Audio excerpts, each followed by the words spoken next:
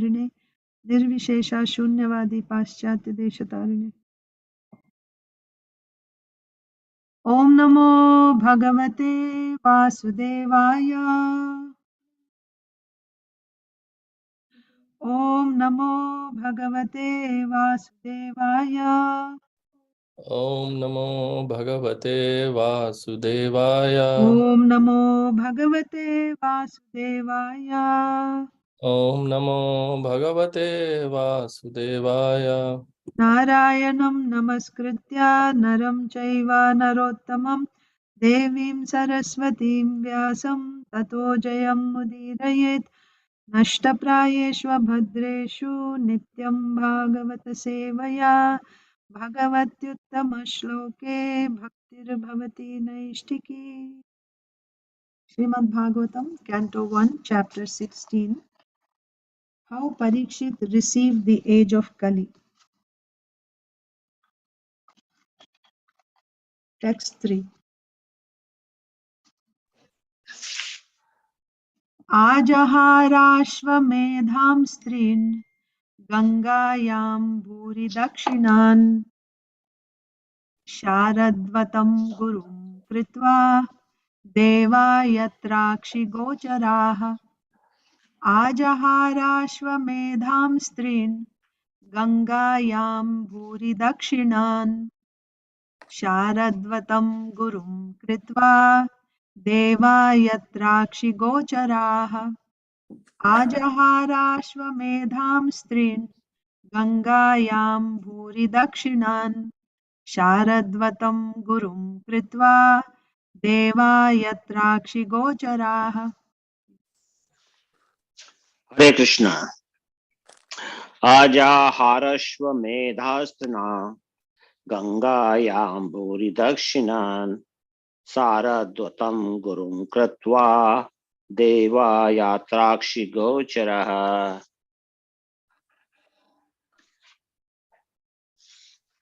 आजहाराश्वमेधां स्त्रीं गंगायां भूरि दक्षिणान् सारद्वतं गुरुं कृत्वा देवायत्राक्षि गोचरा.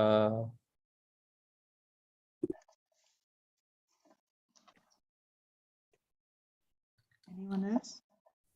Ajaharasvamedham strin Gangayam bhuri dakshinan Sharadvatam gurum kritva Devayatrakshi gochara. Ajaharasvamedham strim Gangayam bhuri dakshinan Saradvatam gurum kritva Deva yatrakshi gochara. Hare Krishna. Go ahead. Ajaharasvamedham strin Gangayam bhuri dakshinan Saradvatam gurum kritva Devayatrakshi gochara. Okay. Word to word translation. Ajahara performed. Ashwamedhan horse sacrifices. Trin 3. Gangayam the bank of the Ganges. Bhuri gently. Dakshinan rewards. Sharadvatam unto Kripacharya. Gurum spiritual master. Kritva having selected. Devah the demigods. Yatra wherein. Akshi eyes. Gochara within the purview. Translation and purport by His Divine Grace A.C. Bhaktivedanta Swami Srila Prabhupada. Srila Prabhupada ki jai. Translation. Maharaj Parikshit, after having selected Kripacharya for guidance as his spiritual master, performed 3 horse sacrifices on the banks of the Ganges. These were executed with sufficient rewards for the attendants. And at these sacrifices, even the common man could see demigods. Purport. It appears from this verse that interplanetary travel by the denizens of higher planets is easy. In many statements in Bhagavatam, we have observed that the demigods from heaven used to visit this earth to attend sacrifices performed by influential kings and emperors. Herein also we find that during the time of the horse sacrifice ceremony of Maharaj Parikshit, the demigods from other planets were visible even to the common man due to the sacrificial ceremony. The demigods are not generally visible to common men, as the Lord is not visible. But as the Lord, by his causeless mercy, descends to be visible to the common man, similarly, the demigods also become visible to the common man by their own grace. Although celestial beings are not visible to the naked eyes of the inhabitants of this earth, it was due to the influence of Maharaj Parikshit that the demigods also agreed to be visible. The kings used to spend lavishly during such sacrifices, as a cloud distributes rains. A cloud is nothing but another form of water. Or, in other words, the waters of the earth transform into clouds. Similarly, the charity made by the kings in such sacrifices was but another form of the taxes collected from the citizens. But as the rains fall down very lavishly and appear to be more than necessary, the charity made by such kings also seems to be more than what the citizen needs.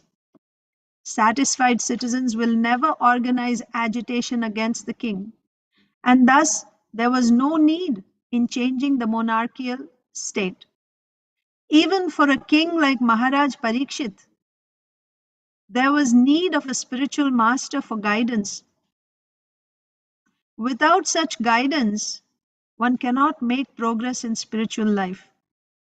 The spiritual master must be bona fide, and one who wants to have self-realization must approach and take shelter of a bona fide spiritual master to achieve real success.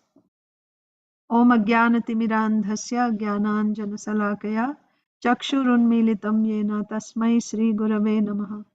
Sri Chaitanya Manobhishtam Sthapitam Yena Bhutale Swayam Rupaha Kada Mahyam Dadati Swapadantikam.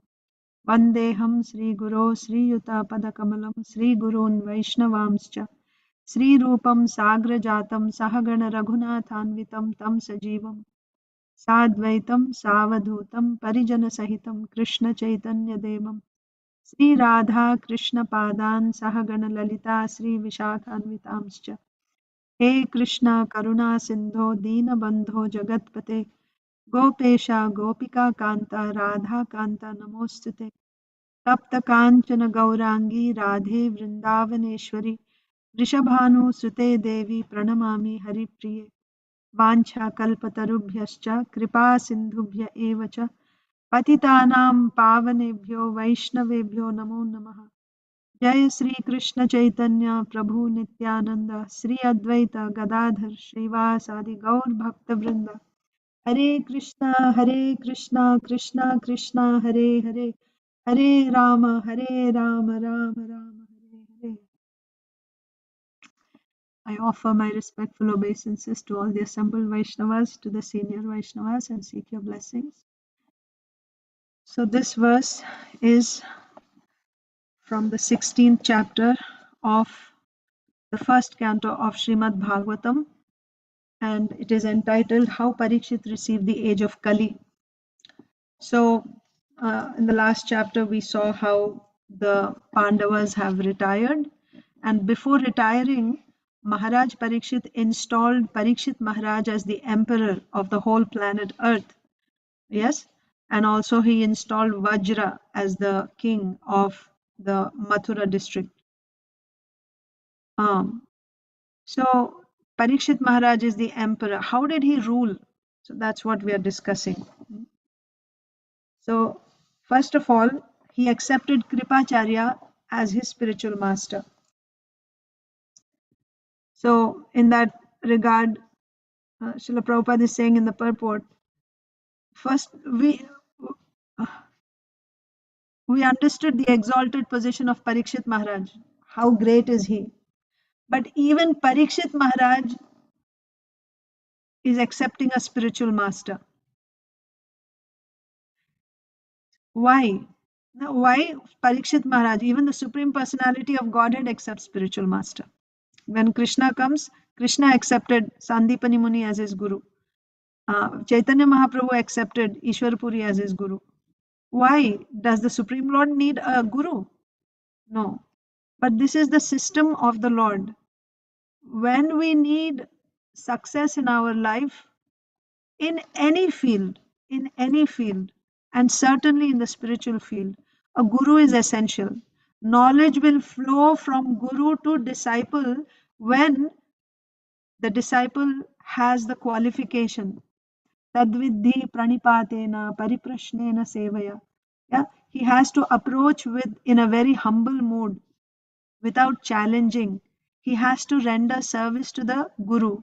And then when the guru imparts the instructions, the Lord is there. He is the Sutre Manigana Iva. Krishna says he is the thread that is connecting everything, isn't it?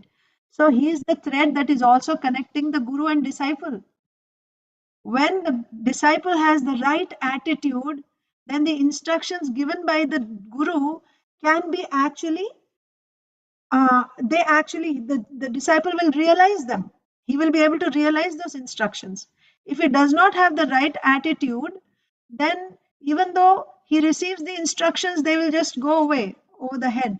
They won't go into his heart, hear from one ear and then they go out of the other ear. So this principle of accepting a guru to gain knowledge is imperative. It's absolutely essential. We cannot become self-made, people. Even those people who say that they are self-made, they will have some guru somewhere who has actually inspired them. That's the way to receive knowledge. So great personalities also, in obedience to the order of the Supreme Lord, they accept a spiritual master. Parikshit Maharaj accepted Kripacharya as the guru. And then, so Srila Prabhupada is saying in the purport that without such guidance, one cannot make progress in spiritual life. Definitely not in spiritual life. Even in the material world, you have to go to school. You have to get enrolled in a college. Then you will get the degree. You just buy all the books, medical books, and you study at home. Will they actually accept you as a doctor because you have studied? No. You have to have that, you should be accredited by the teacher.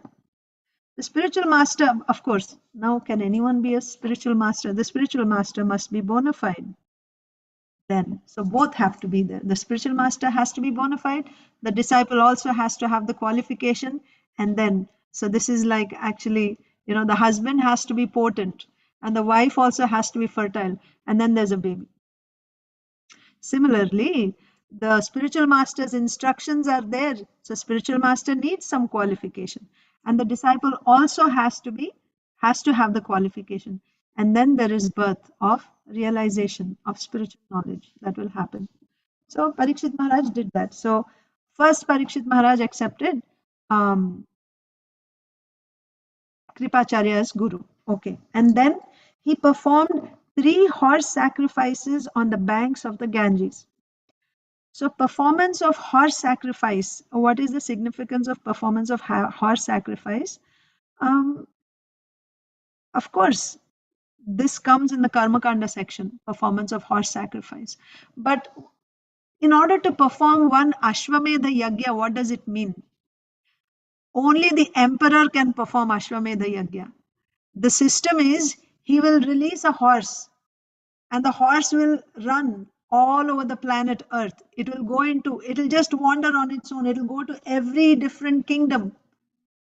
And there will be, a plaque on its neck saying that so and so is going to perform Ashwamedha Yagya. That means you have to accept that person as your emperor. You have to pay taxes to such king. You are subordinate to that king. And if you don't accept this, now you challenge the king, he will fight you. And even the king the emperor who wants to perform Ashwamedha Yagya, he should be ready. When somebody challenges, he should be competent to fight and subdue that king. So until and unless one is the most powerful person on the whole planet, he cannot perform the Ashwamedha Yagya.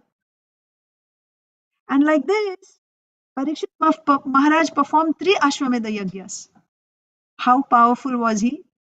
Or how he was accepted as the emperor by the whole planet. Unanimously, everyone accepted.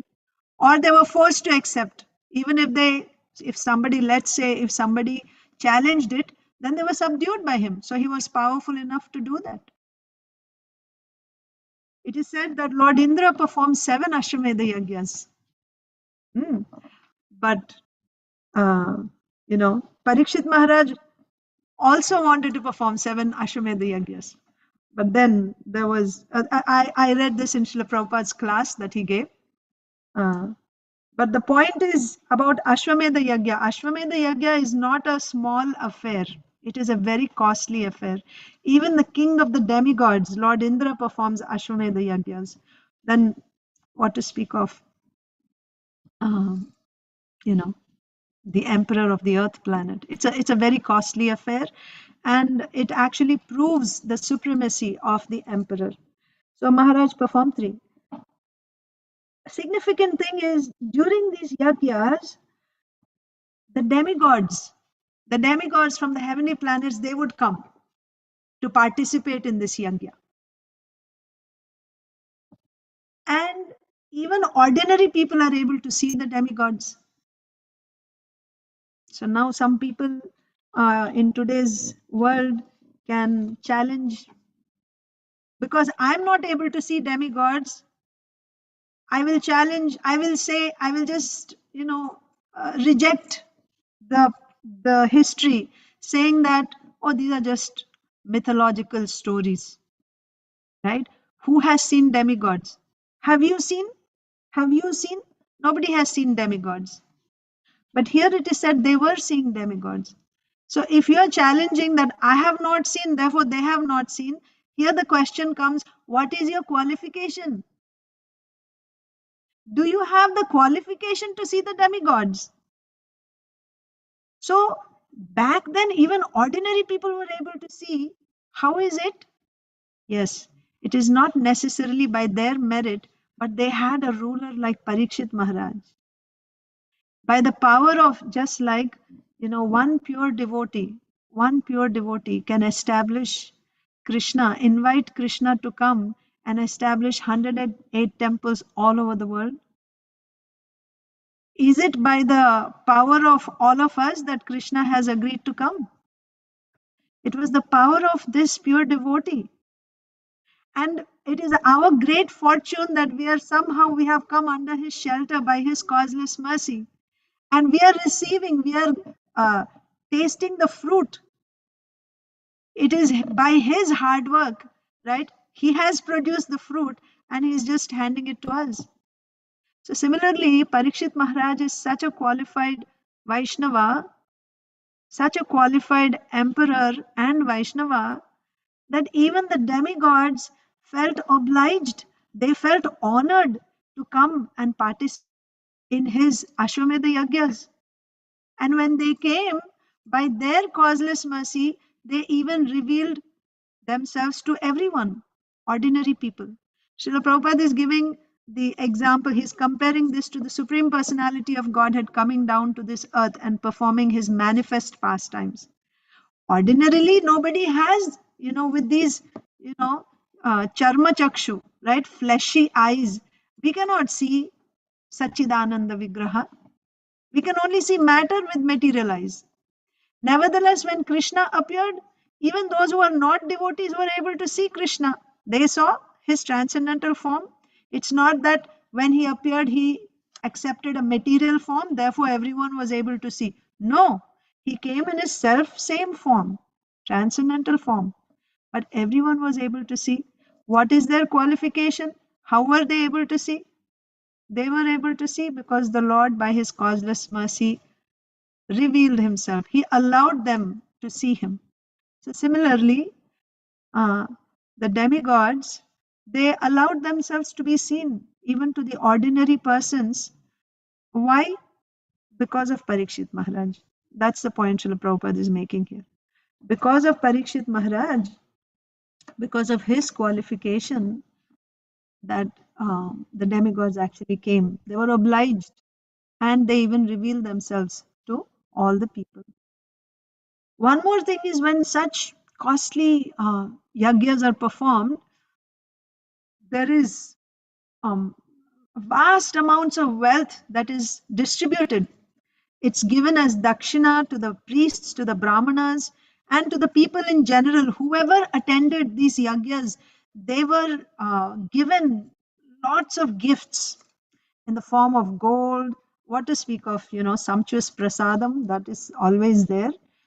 We see in several places in Mahabharata also. Any yagya they perform, right? Even Swayamvara yagya, wedding, any yagya, there's it's not a one day affair. Actually, they do it for like so many days together, and practically from morning until evening everyone is engaged. They are occupied with so much, prasadam and entertainment and gifts and so many things. Money is spent lavishly in these yagyas. So where is the money coming from? So Srila Prabhupada is saying the money that is being given to the citizens is actually what was collected from them in the form of taxes. And the analogy is, when we get rain, that rain is nothing but the water that was evaporated from the earth, and in the form of clouds, it is in the sky, and the same water comes down in the form of rain. So we read this also when we read about Prithu Maharaj's life, what kind of a king he was. He said that he was just like rain clouds, right? He would, or like the sun, he would exact taxes from the citizens, and at appropriate times, when the times of need, he would again, give that money back to the citizens, just like rains are coming back. But here, one more point is that when so many gifts are given, it appeared like it was far more than what the citizens needed. So many gifts were given, it was like more than they could take.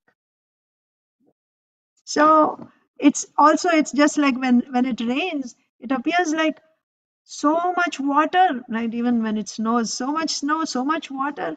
We don't need so much. It appears like that we don't need so much. So it is excess. It is excess, but that is actually a sign. When there is so much and the citizens feel like it is more than what they need, that's actually a sign that they are completely satisfied. They're not hankering for more. They have enough of what they need. And that, when the citizens are satisfied like that, there's no question of um, agitation or rebelling, revolting against the government, wanting a change of government. Every 4 years, every 5 years, we need a new government.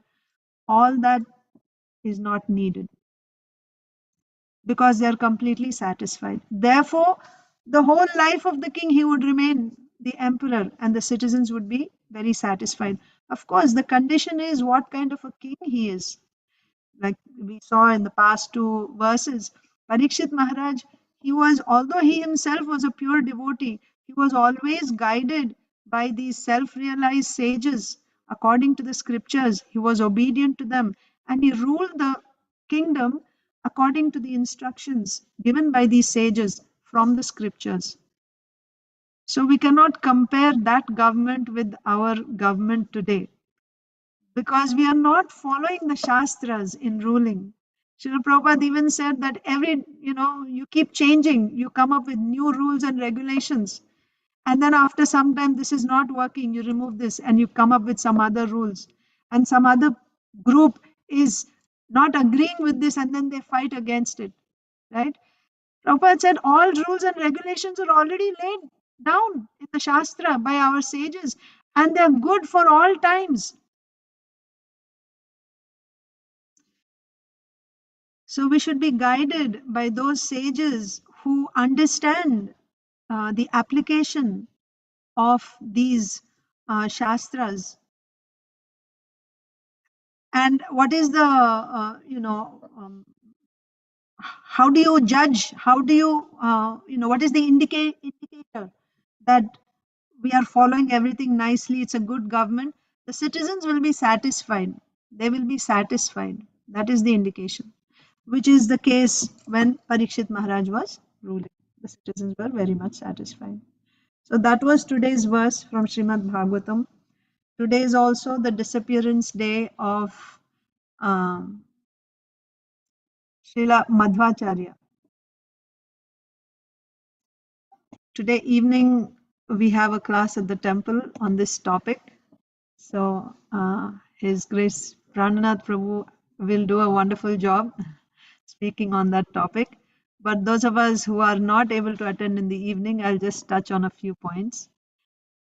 Sripad Madhvacharya is an incarnation of Vayu, the wind god.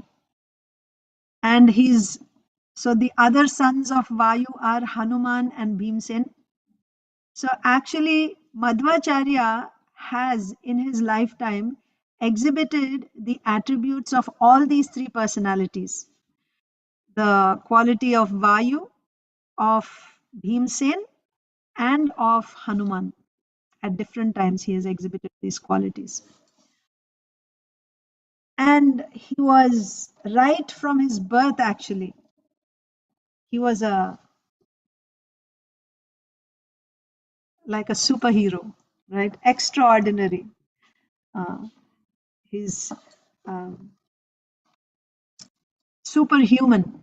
His activities were inconceivable right from the beginning of his life.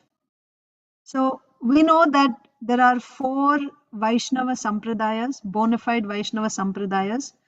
There is Brahma Sampradaya, headed by Lord Brahma, Sri Sampradaya, headed by Lakshmi Devi, Kumara Sampradaya, headed by the Kumaras, and Rudra Sampradaya, headed by Lord Shiva. They are all Vaishnava Sampradayas. That means in all these 4 Sampradayas, Bhakti to Lord Vishnu is taught. And this is the highest goal of life. Bhakti to the Supreme Personality of Godhead is the goal of life. This is taught in these 4 Sampradayas. And outside of these 4 Sampradayas, whatever endeavors you make to attain the goal of life, they are going to be useless. Even if you receive some mantra outside of these 4 Sampradayas, that mantra is not going to have any value. So, Madhvacharya comes in the Brahma Sampradaya, Brahma Madhva Gaudiya Sampradaya. That is our Sampradaya. So, he is our Acharya. Brahma Madhva Gaudiya Sampradaya. Madhvacharya appeared in the year 1238 AD. So, that is 785 years ago. And he disappeared from this world in 1317 when he was 79 years, on the verge of his 80th birthday. He disappeared from this world. So during these 79 years, he performed many wonderful transcendental activities. Madhvacharya has his identity in Golok Vrindavan Dham. He is a gopi called Madhavi. But when he came to this world, when the Acharya comes, they come for a specific purpose, yes, with a particular mission. So Madhvacharya's philosophy is called Dvaitavada. Dvaitavada means there is a stark, distinct difference between the Supreme Personality of Godhead and the living entity. That's called Dvaitavad. Dvaita means two. They are two. They are not the same. Yes? Whereas Ramanujacharya's philosophy is Vishishta Advaita. That means although we are separate, we also have some similarity. So Sripad Ramanujacharya's philosophy and Chaitanya Gaudiya philosophy are kind of similar. Achintya Bheda Abheda. It's inconceivable how we are simultaneously different from the Lord, but also we are similar to the Lord. We are one with the Lord and different from the Lord. But Madhvacharya's point was, he very strongly made his point that, see, there was a lot of influence of Shankaracharya at that time. Everyone was after Advaita Vad. Advaita Vad means we are all one, right? I am Brahman, you are Brahman. So that was very prominent. So Madhvacharya was establishing the point that no, the living entity is always different from the Supreme Lord. So he had various arguments with different groups, with Jains, with Buddhists, with Shankarites, even with the followers of Ramanujacharya, because so they are called Tattvavadis. Tattvavadi means one who actually establishes the point that um, the living entity is distinct, is different from the Supreme Personality of Godhead. But there's a reason, just like there's a reason for Lord Buddha's appearance. According to the particular situation, the Acharya comes to make a certain point. So Madhvacharya, before his appearance, his parents, they didn't have children for a long time. Well, they didn't have a son. So for 12 years, they subsisted only by drinking milk. Only drinking milk for 12 years. This was the vrata they were observing to get an empowered son, to get Madhvacharya.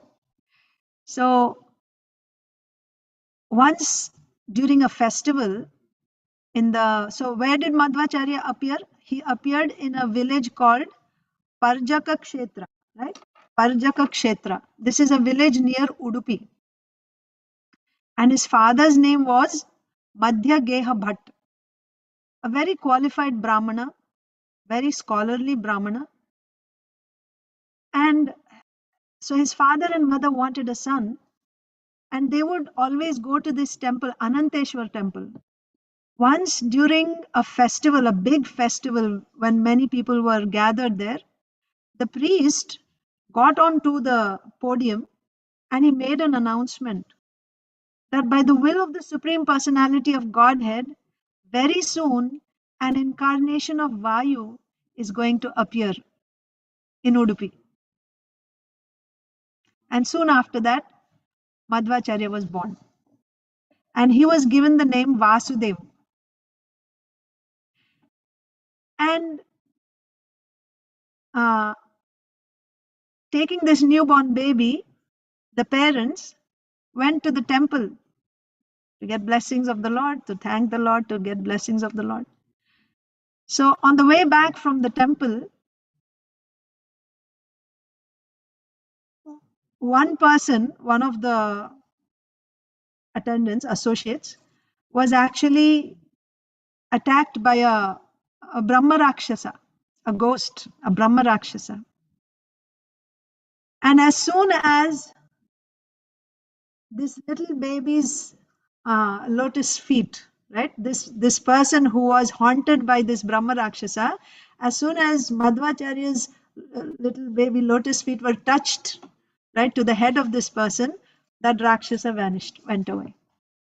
So right from his very birth, everyone was seeing miracles. Then he was a very voracious eater, it is said. He would drink his mother's breast milk every half hour. Those of you who are mothers, you know, generally they say the baby will drink every 3 hours. Well, newborn babies can even come after 1.5 hours, maybe 1 hour, 1.5 hours. But he would drink from his mother every half hour. And by the way, by the time you finish nursing, it's not that you give them milk and they just finish in 1 minute or 2 minutes. It takes some time, sometimes even half an hour. And then by the time you finish, it's time again for the next feed. So, and then uh, when it was, there's the grain ceremony, Annaprasana ceremony. So he had a very wonderful grain ceremony also. So generally, whenever the baby is ready to take solid foods, they do the Annaprasana around 6 months, sometimes 5 months, sometimes 7 months. So around that time, a small infant baby, he was with his older sister. She was also a little girl. She was not a grown up. And his mother and father went out somewhere.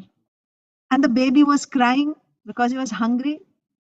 So the sister, she just gave him 40 kilos of horse grain or horse gram. 40 kilos. This is fed to the animals. And the baby ate all 40 kilos.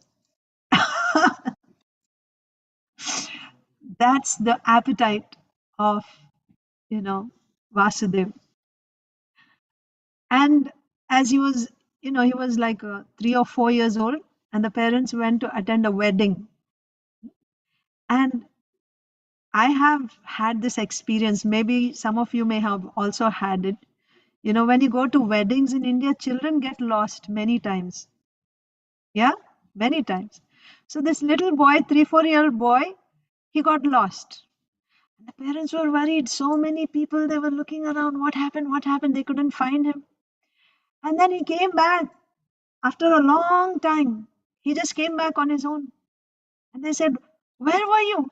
And he said, "I went to all the temples, all Lord Vishnu's temples there. I went and visited, took darshan of all the deities, and I came back."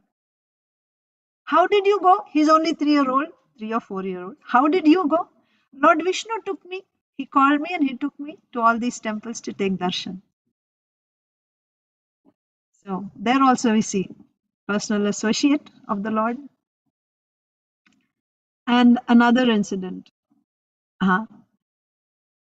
When he was 5 years old, he was also another thing is he would hold on to the tail of a bull, and the bull would be running. So we see in Krishna's pastime, Krishna would hold on to the tail of a calf. So that is not, even that is scary if I saw my children, being dragged. But a bull, a small child holding on to the tail of a bull and being dragged, how dangerous can that be? And that was his play. He would play like that. And when he was about 4 or 5 years old, his father was in debt. His father was in debt, and the person came home one day and he demanded, "Unless you return my money, I'm not going to leave your house today, and I won't take even a grain of rice or water in your house." And he just sat there. And the father, Madhyageha Bhatt, was very, he was worried. He didn't have the money to give. And it is, how do you say it?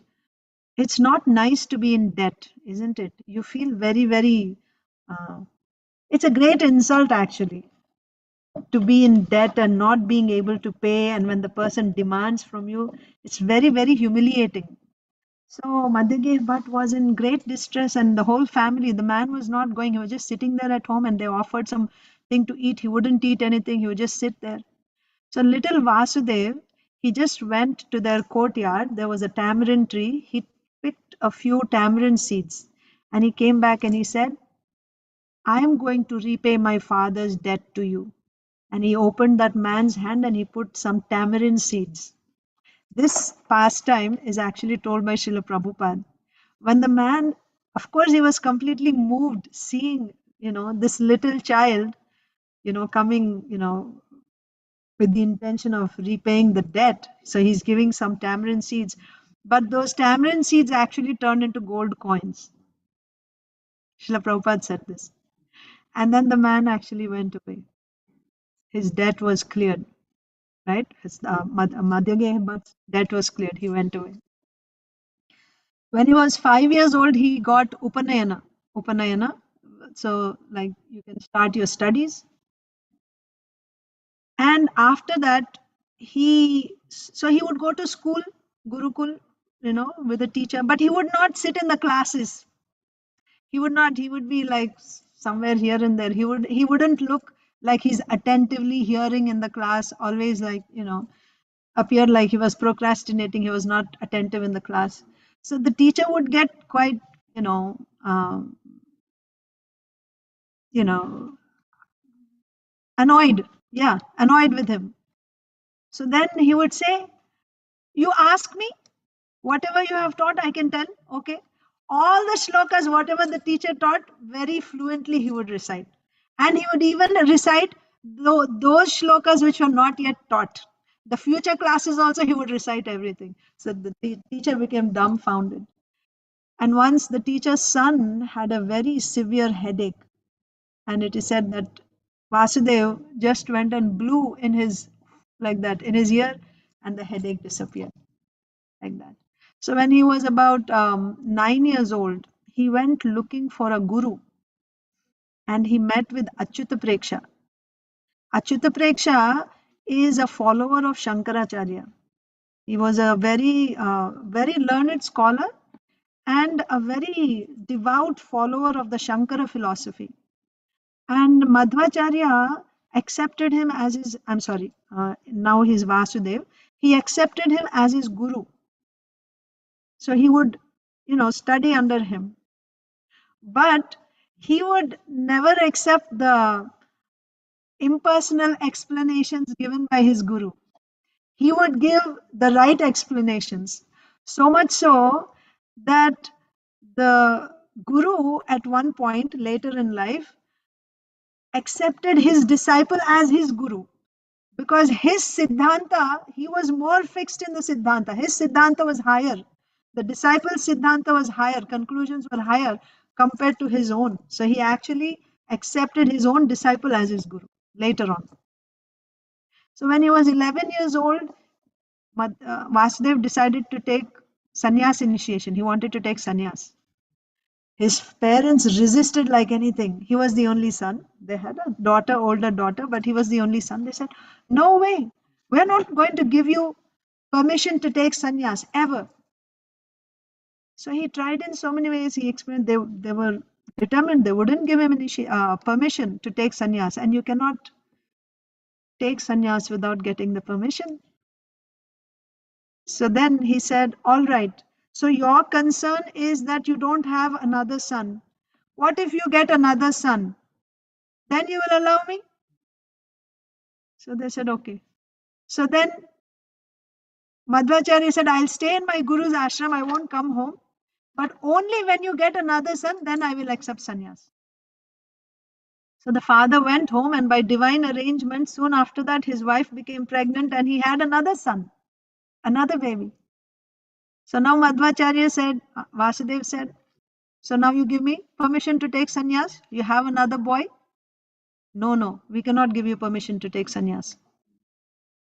So then again, Madhvacharya became angry and he started, arguing, and, finally the father literally fell on the feet of Madhvacharya, praying, "Oh, please don't do this. Don't take sannyas. What will happen to us?" And then he said, "You see, the only time when a father can actually fall down on the feet of his son is when the son is a sannyasi. No other time can a father do this. So this is a very good indication. You fell on my feet, that means you are actually approving that I must take sannyas." The father didn't agree. He said, "No, no, no, I cannot allow it. I cannot allow it." So then he said, "All right, I'm giving you two options. First is, I will not take sannyas, but I promise you, you will never ever see my face again in this lifetime.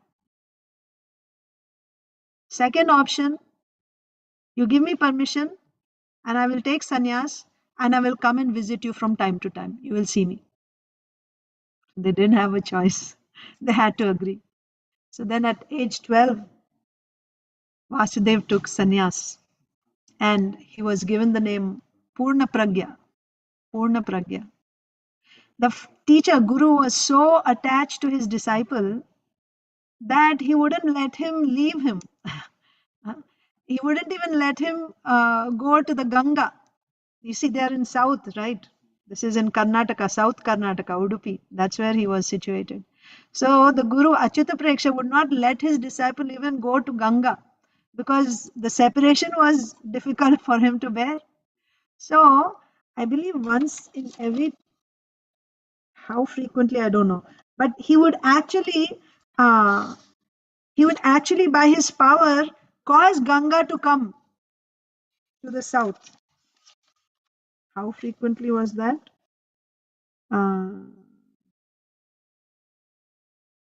Yeah, I forget.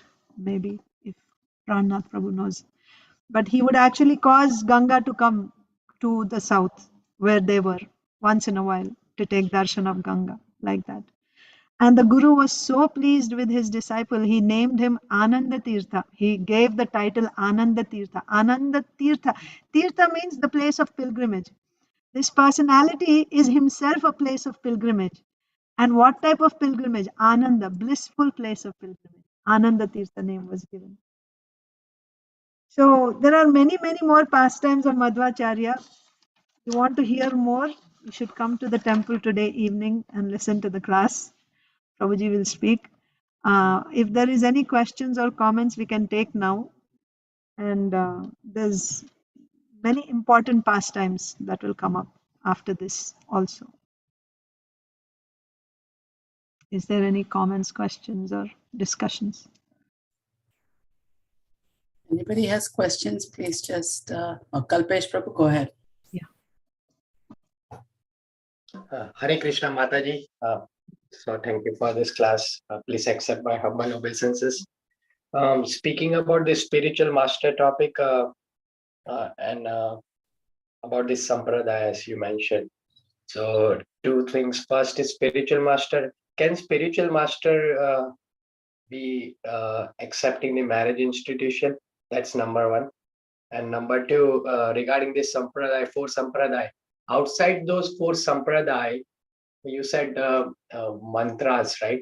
If even they chant some mantra, they be able to get the God self-realization or God realization? No, Prabhuji. So first question was, can the spiritual master, you're asking if the spiritual master can perform weddings or if he himself can be married? He himself can be married. Yes, that's not an obstacle. We have Srila Bhaktivinoda Thakur. He was a grihastha. Yes. Mhm. And Srila Prabhupada. So you may say, but he was not initiating when he was a grihastha. That's not an obstacle. Why? Because all four are actually considered spiritual ashram. Ashram, as soon as you say ashram, it means spiritual. So there is brahmachari ashram, grihastha ashram, vanaprastha, and sannyas ashram. These are called the four spiritual orders. Brahmana, kshatriya, vaishya, shudra are called the four social orders. These are the spiritual orders. So then, when you are a grihastha, you should be. Ashram means the center is Krishna. The center of my life, the focus of my life is Krishna. If I live by that principle, then it does not matter whether you are a brahmachari, grihastha, vanaprastha, or sannyasi. We have many examples. In our own Gaudiya Sampradaya, Gaudiya Vaishnava Sampradaya, we have many examples. Srinivas Acharya was a grihastha. His wife, his sons, they're all pure devotees. Like they converted whole, not one village, but so many villages, the whole area into Vaishnavas. So yeah, spiritual master can be married and, he can initiate disciples. No problem with that. And outside of these four sampradayas, can someone still get self-realization? So first of all, you have to understand self-realization. What is self-realization? So self-realization means understanding. If you understand that I am not this body, I am a spirit soul, yes, that you can get. That you can get by performing nishkama karma also you can get. That means You work giving up the result of your attachment. Well, that is beginning. Nishkam karma is the beginning. And after that, you have to take to, yeah, because the Gyanis, the Gyanis, they are not directly taking shelter of these 4 sampradayas. They have to follow bhakti. That means they take shelter of the bhakti sadhanas. You cannot get realization without bhakti. But here the question is, without taking shelter of a guru in these sampradayas, can they still get perfection? That was your question. Perfection they cannot get. What is ultimate perfection? Realizing Bhagavan. Vadanti tat tattvavidas tattvam yajnanam advayam brahmeti paramatmeti bhagavan iti shabdate. That means absolute truth is realized as Brahman, Paramatma and Bhagavan. Brahman may be realized by adopting jnana sadhanas, but simply by jnana sadhanas also they cannot realize Brahman. They have to take to bhakti, but they are not initiated in these 4 sampradayas. But they nevertheless they follow the jnana sadhanas, Shravanam, Kirtanam, some worship of Archa Vigraha. They have to do some bhakti. Then they will realize Brahman. So that's a sort of self-realization, understanding I'm not this body, I'm a spirit soul, that can come. And even realizing Brahman may come by following bhakti sadhanas. And ultimately one may even merge into Brahman by following bhakti sadhanas without taking shelter of these 4 sampradayas. But one who takes shelter of these 4 sampradayas, only then they can actually perform bhakti and realize Bhagavan, the Supreme Personality of Godhead. Just one more addition to this. In Chaitanya Charitamrita it is said, Krishna Bhakta Nishkama Ataeva Shanta Bhukti Mukti Siddhi Kami Sakali Ashanta. So yes, there are other paths, there are yogis, there are jnanis, and of course there are, bhogis, materialists. They can never be shanta. Why? Because they are not nishkama. They all have some kama. Kama means something that they want to achieve. Even liberation, if you want to achieve, that is some desire, right? Selfish desire. Whereas a devotee of the Lord in these 4 sampradayas, their only desire is to please the Supreme Personality of Godhead. So therefore they get the highest result. Anyone else who's desiring other than the pleasure of the Supreme Lord, anything other than that, that is not perfection. It's not complete. Is that okay, Kalpesh Prabhu? Yeah, thank you very much, Mataji. It's perfect. Thank you. Hare Pranath Prabhu. Hare Krishna Mataji, Dandavad Pranam, Jai Srila Prabhupada. Pranath Pranam Prabhu. Thank you so much for the wonderful class. I don't know the answer to the question about how frequently. Okay. I don't recall seeing that anywhere, but I only have very, very limited information and knowledge, and I'm learning from devotees like you. So thank you, and I seek your blessing so I can repeat few of the words that I'm hearing and reading this evening. Thank you. Hare Krishna. I still remember the class you gave on Bhaktivinoda Thakur. It was so good, so wonderful. So I really look forward to your class today evening. And yeah, I am also just simply repeating the source of whatever I have said today. Of course, I have heard it in a lecture, but His Grace, His Holiness Bira Krishna Maharaj has given classes about Madhvacharya, and also there's other gurus who have given classes. Like my Guru Maharaj, Radhanath Maharaj has given, Chandamoli Maharaj has given. But the source is Madhva Vijaya. Madhva Vijaya is the biography of Madhvacharya, Sripad Madhvacharya, written by his disciple. So that is the source of this information. And of course, obviously, I have not covered even 1/4 of everything. I just gave like an appetizer beginning, but there's so much, the pastimes of Madhvacharya.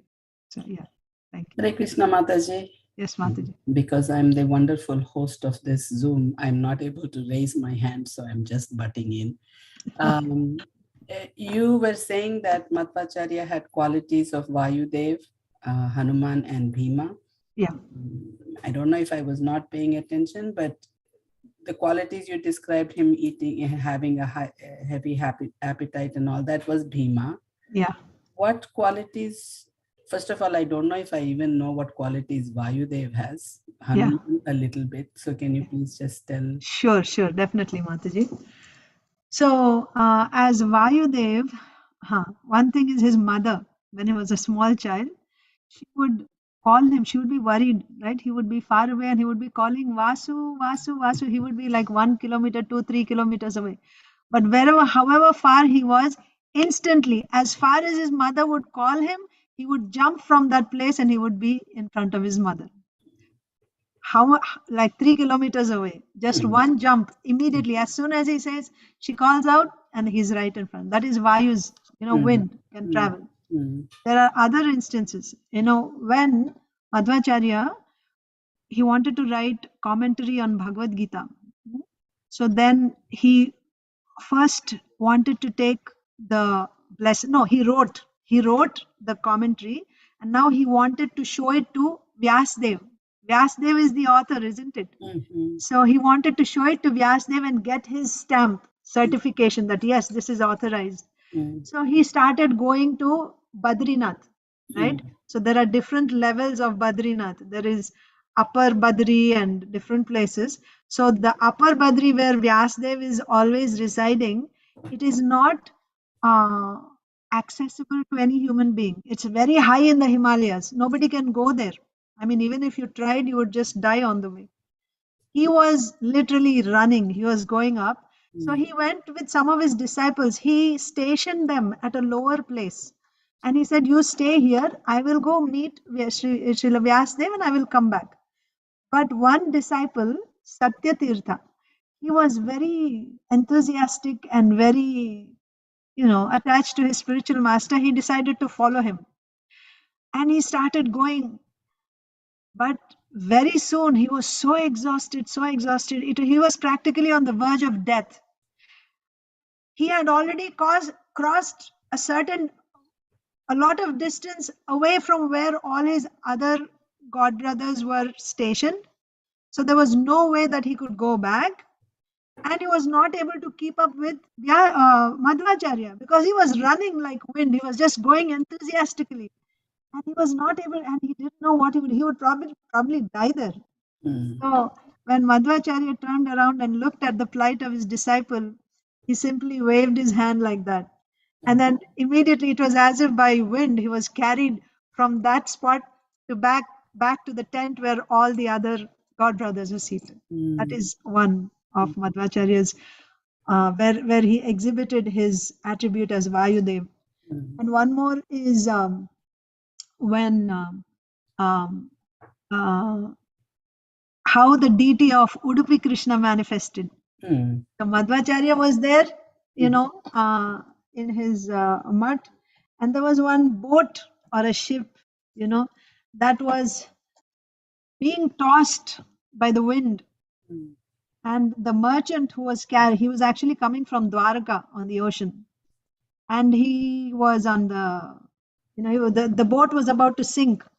And Madhvacharya, again as Vayudev, just, blew the winds away and he actually saved the ship. Exactly how he saved, I don't know, but there is, he exhibited his power as Vayudev. And he actually saved that ship from drowning. And then the merchant, he immediately, he was very, very grateful, thankful. And he said, what can I do for this? This was, I mean, he would have died, but all his wealth, everything would have been, it would have drowned in the ocean. So Madhvacharya said, you're coming from Dwaraka, give me some gopi chandan. You're carrying some gopi chandan? He said, yes, I always carry, because to keep the ship stable, I have to carry some heavy weights. So I bring tilak. I put tilak in the ship so that it will hold the ship in place. Otherwise, these winds, they can just blow away the ship here and there. So then Madhvacharya said, okay, give us some gopi chandan, some tilak. So he personally took that, he had some 30 big strong men with him, but he just picked up that and he was coming. And I think in the water, the tilak got all, whatever, the deity came out somehow. You hear different things, but ultimately from that gopi chandan came out the deity of Udupi Krishna.